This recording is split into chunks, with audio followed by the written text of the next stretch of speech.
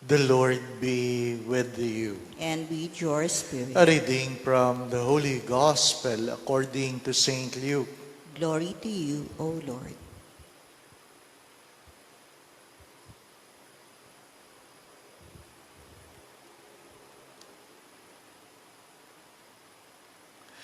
Jesus went down to Capernaum, a town of Galilee. He taught them on the Sabbath. And they were astonished at his teaching because he spoke with authority. In the synagogue there was a man with the spirit of unclean demon, and he cried out in a loud voice, "What have you to do with us, Jesus of Nazareth? Have you come to destroy us? I know who you are, the Holy One of God." Jesus rebuked him and said, "Be quiet, come out of him." Then the demon threw the man down in front of them and came out of him without doing him any harm. They were all amazed and said to one another, "What is there about his word? For with authority, the power he commands the unclean spirits, and they come out." And news of him is spread everywhere in the surrounding region.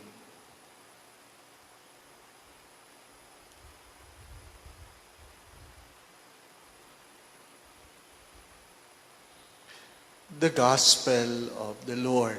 Praise to you, Lord Jesus Christ.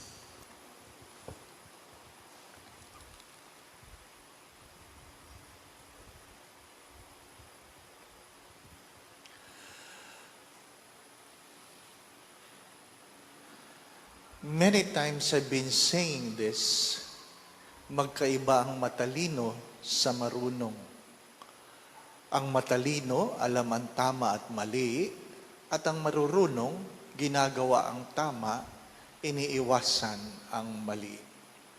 Kaya nga hindi lahat ng matalino ay marunong. But C.S. Lewis, in his book Mere Christianity, he said, there's a difference between good and evil man. Good man knows the difference between good and evil. An evil man knows no difference. They do not know either of the two. Hindi lang yung basihan yung marunong at matalino sa kanyang aklat, sabi niya, sadyang may mga taong mabuti at sadyang may mga taong masama. Yung mga mabubuti, alam nila yung tama at mali. Ano po? Pero yung mga masasamang tao, hindi nila alam ang pinagkaiba ng mabuti sa masama. The readings of today speaks of a natural man versus a spiritual man, as St. Paul have said. A natural man don't talk about God, or they don't even consider God. May mga taong hindi kinikilala ang Diyos at ang tingin nila sa sarili nila, sila ang Diyos. Sila ang Diyos. At sinasabi naman sa Ebanghelyo, ang pinagkaiba ng Diyos na kung saan ang demonyo ay kinikilala siya. Ikaw tao, na hindi mo kinikilala ang Diyos, sino ka, maging ang demonyo ay kumikilala sa Diyos. Mas masama ka pa sa demonyo. Alam ninyo, pag gumigising sa umaga, ang palagi ko pong panalangin, sana wala ng COVID, wala na. Ano po, kahit mayroong pakahapon, di po ba, no? Sana, you must have a hope. You must have a hope. Pagising mo ngayon, pagtingin mo doon sa mga messages, puro si Jose Marichan. Ano po? Sana gamot na lang, di po ba, no? Kasi tayo mga Pilipino, pag pumalo ang bear, Christmas song na kaagad. Ano pa? Christmas song. Pero sana, we don't limit ourselves with the song, but with an understanding that it prepares us to celebrate the coming of Christ. The coming is not simply an event, but a hope that brings us, a hope that gives us that in all of these things, God will be victorious. What are your hopes? But only those who are spiritual can hope. Only those spiritual can hope. Magkaiba po yung religious sa spiritual. Ang malungkot na kwento, naiwan tayo sa pagiging religious. Ano po? What is religiosity? Yung memoryado mo lahat ng nobina, ginagawa mo lahat, ano po? Kabisado mo lahat ng panalangin, magsabi kayo.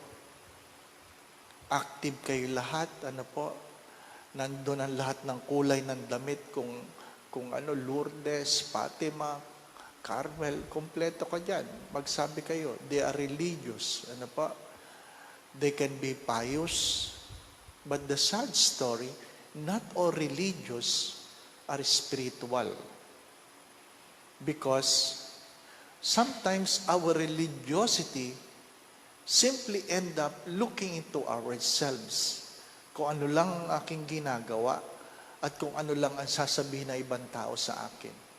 Spirituality is trying to have a deeper union with God.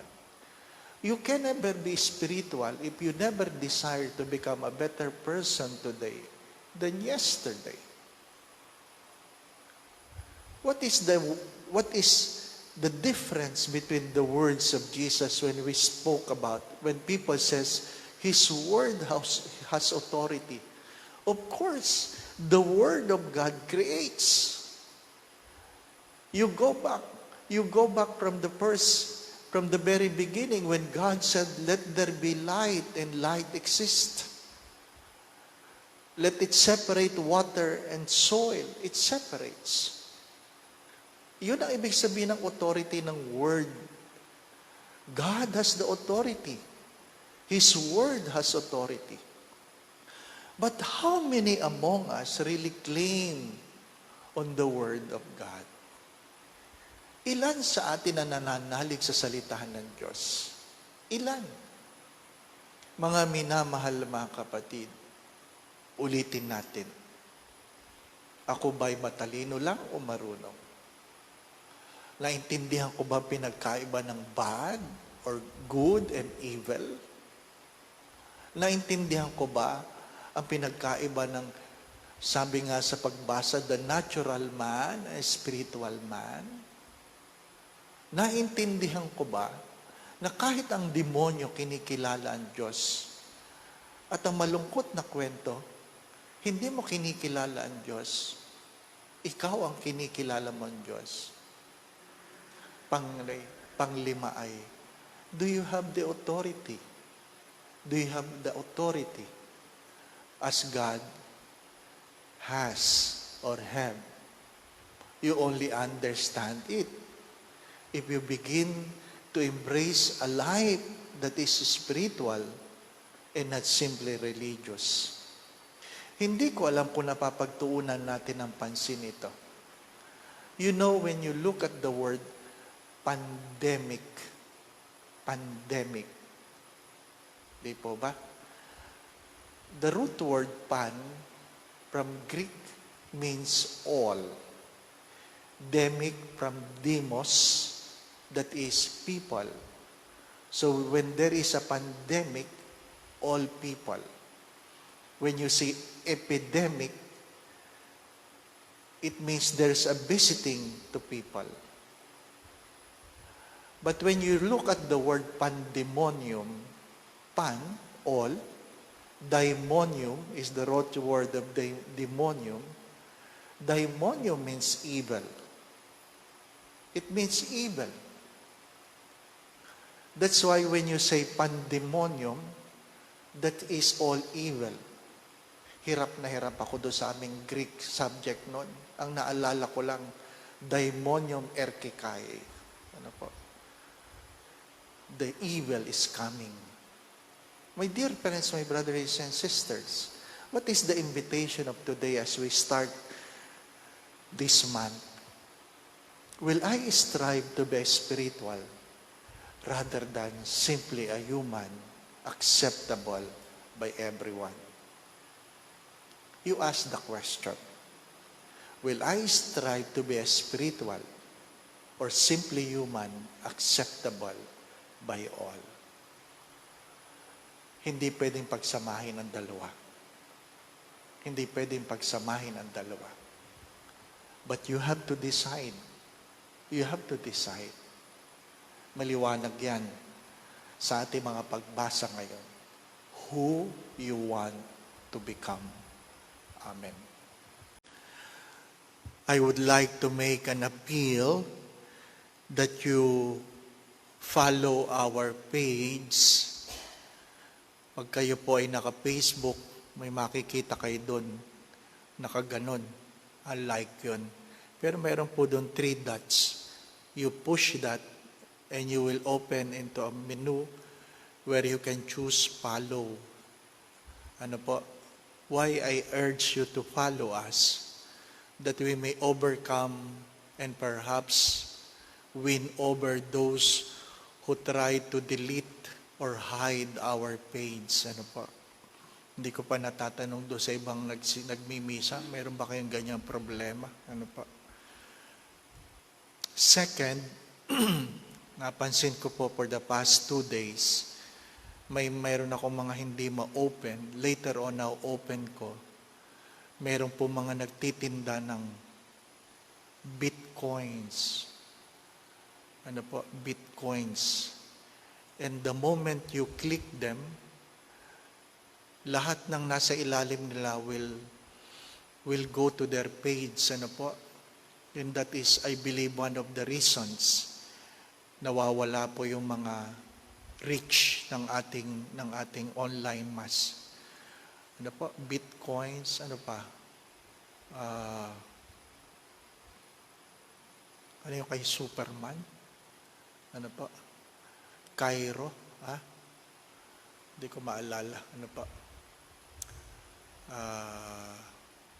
Basta, ano po? Mga nagtitinda ng kung ano-ano. Numisan nga, Viagra pa eh. Ano ba naman yan? Ha? Those are evil. Anyway. It's good to come before God in prayer. Where am I? Where am I? My dear friends, my brothers and sisters, are you good? Are you evil? Do you know the difference between good and evil? Or you do not know the difference? Worst, you don't even know that you are trying to defend those who are doing evil. Para mas naintindihan mo.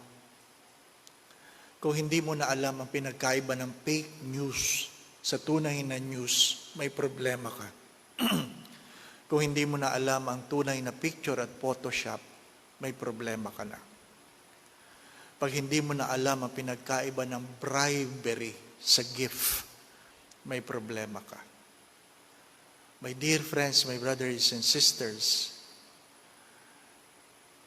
pagka minsan hindi na maliwanag sa iyo kung anong pinagkaiba ng news sa gossip, think about this.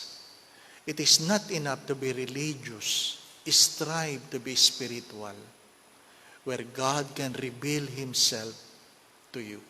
The Lord be with you. And with your spirit. And may Almighty God bless you, the Father, the Son, and the Holy Spirit. Amen.